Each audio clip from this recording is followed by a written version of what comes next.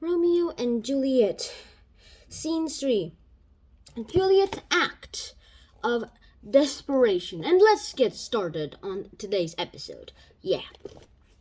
So right now there is one thing that comes out of us for a lot. Juliet is on her bedroom, presumably dead, at least that's what her nurse thought she did, was on the eve of the wedding ceremony, and she refuses her mother's request for help and asks the nurse to just leave her.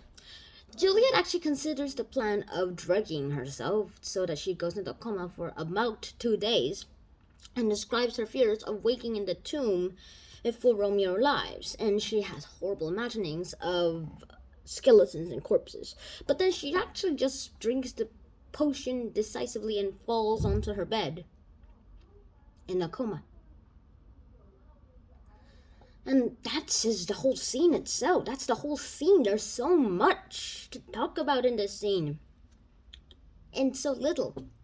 Let me analyze this just a few times. We see the strength and resilience of Juliet's character and her determination to not be forced into a second marriage. Juliet's soliloquy adds a bleak, dark imagery at a key turning point here. And that's a key point, as I just said.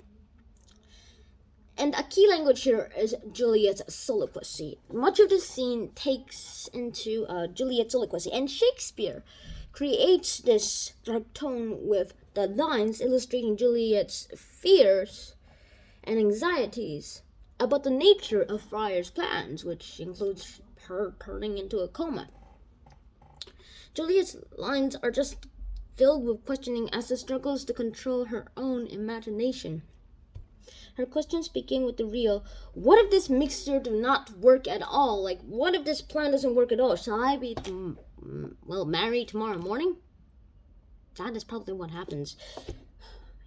This is a situation that Juliet could not feel herself to resolve, and then she resolved it by drinking the potion, so that she would fall asleep into a coma. And that is how it works.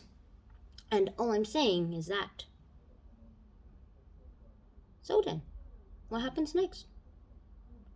There's a lot of things I cannot say that could happen next, but one thing is that Juliet would get married, or Romeo would kill himself, or in the plot that we really do want to have, is that Romeo and Juliet live and happily ever together.